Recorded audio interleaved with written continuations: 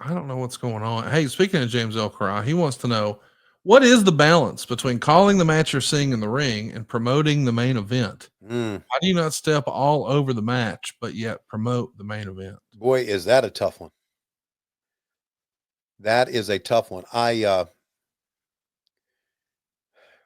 You, it's sometimes impossible to do. I like to think when I'm doing collision, I'm able to get it all in. But sometimes you just cannot. And sometimes, when we do collision, when we do a pre-tape of collision, right? Like we're going to do in Sacramento, then I'll come back here on Friday and do voice repairs. And a lot of times the guys in Nashville will cut out like 30 seconds for me to promote these three venues coming up. Tickets available here and here and here. And I'll look at that thinking, guys, we can't do that in the middle of all these high spots. Now, I get it. It's television. You don't have to call every spot. And Tony and I and Excalibur and I have had a lot of discussions about this. But it's a very, very difficult thing to do. And sometimes you think you got a spot on live TV that you can promote it. And Tony will be in the ear and says, don't do it now. So you don't really know.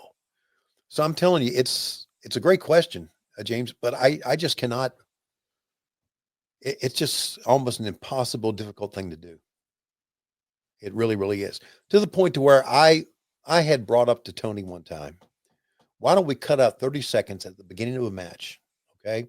Before, let's say we have a Tony Storm pre-tape, right? Come back out of break, Tony Storm pre-tape, and we're getting ready to go to the ring for Orange Cassidy. Before we go to the ring, take a crowd shot, 30 seconds, and have me hit these three venues. Let's go to the ring, okay?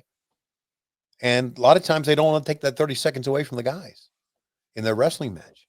But I think that would be the best way to do it. I always thought that would be the best way to do it. If you go back in the day during this era, we didn't do any promoting this era in the 80s. We just absolutely talked about the matches. That was it. We put over the talent, and the local 2.5 minute promos in the shows were the ones that sold the tickets. But that is one of the more difficult parts of what we do now. It really is, because the action's so fast. Things are happening so much. You don't want to ignore it, because if you do, sometimes you feel like you're doing a disservice to the wrestlers. Because if I'm in the middle of saying tickets available at crypto.com arena at AEWTI and somebody hits somebody with a tremendous drop kick, I need to react to it, right? And you've probably heard me say many times, more times than I would like, I'll be in the middle of promoting something and I'll stop and pick up with something else. So Good question, buddy. Keep yeah, it those was. coming. We got a man down here. Yeah, that's Ronnie Garvin got DDT'd on a chair. And that's back when the DDT was a sinister move. Now it's a high spot. See how wrestling's changed? Coming up now, boys and girls, is the Road Warriors versus Stan Hansen and King Kong Bundy. Jim in Buffalo says King Kong Bundy was always a guilty pleasure for me. Any memories of working with him? Did you spend any time with Bundy? Zero. Wow. He and I are the exact same age, both born November 7th, 1957. But never. I don't think I ever met him, to be honest. I don't think I ever met him on a autograph signing or anything like that. Man, you want to talk about some characters. How 80s is this?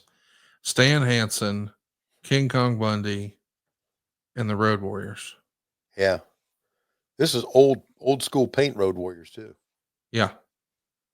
Yeah. Believe it or not, they're going to go 15 minutes and 22 seconds. Wow.